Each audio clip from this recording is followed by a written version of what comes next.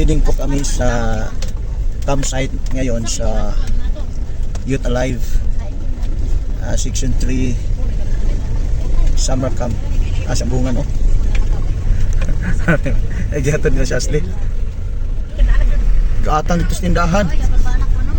Pagkalimtanan ako. Yeah. Thank you Lord.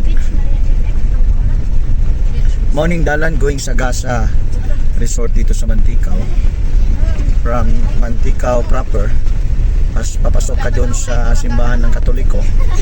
So diretso na po, ito na yung daan niya.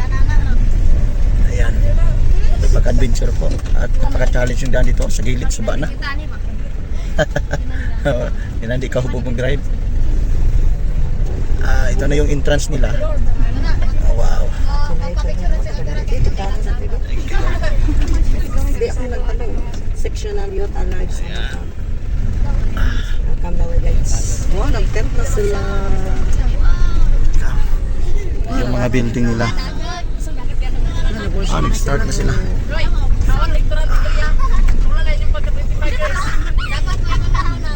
Tasa ito. So good na sila.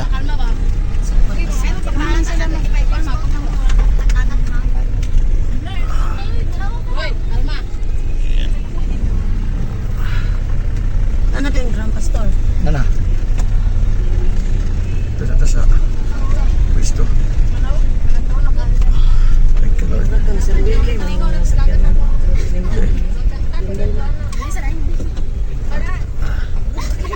Yung mga tent nila. Okay.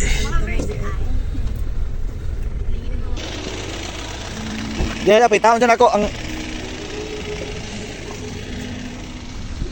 ang yung bag, dala mga bag, karong plaster dire. Hello po, magandang araw.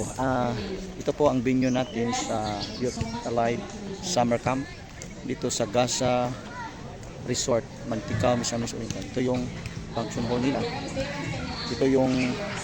Dito ang fellowship center. Tapos dyan sa gilid, daming mga cottages, mga kubo-kubo. Yan. Yan po. So, bawat kubo 650. Maka-occupy siya ng mga around 10 person sa mga young people. Yan. Hindi pa tapos yung building.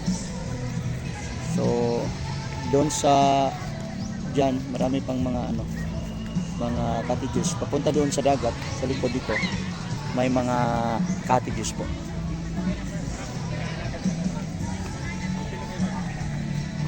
So, ang attendance po sa camp, I think almost 300 ka mga delegates po. So, from different churches and different barangay and towns. So, nasa mga more or less 50 churches ang nag-involved dito sa youth camp mga kaibigan. Okay, so we will have 3 items. Last na po bukas. 3 days and 2 nights lang po ang event. Short answer siya, meaning what I chooses. Praise the Lord. First, clincher. Who is described as the radiance So, and glories nag-Bible of quiz po God's sila. glory and the exact So, God bless po mga kaibigan. Hanggang dito lang ating punting vlog. Again, God bless who po is sa lahat. described as Bye-bye. the radiance of God's glory. added unto you. Dali na dahil kayo mga qualified ka sa mga daghang favor panalangin sa Ginoo. Siguraduha nga nailhan nimo sa Jesus ingon nga imong maluluwas. O dili lamang tutod sa pag-ilan niya nga siya imong maluluwas. Ikinabuhi si Jesus. Amen. Kinsa sa Jesus, siya ang imong manluluwas. Si Jesus ang atong Savior. And also Jesus is the Word of God. So kung questionably, kung mutawag ka ni Jesus and yet you are innocent of the Scripture, how could you say over yourself that you know Jesus and yet you don't even know what the Scripture said? Are you with me? Kung saan mo pag-ingon na kailan ka ni Jesus, o niya karon inosente ka, ignorante ka, unsa ang Biblia. Pastor, wala kay Biblia diya. Nasa atong cellphone. Are you with me? Unsay sikretos panalangin? Hallelujah! Unahon si Jesus.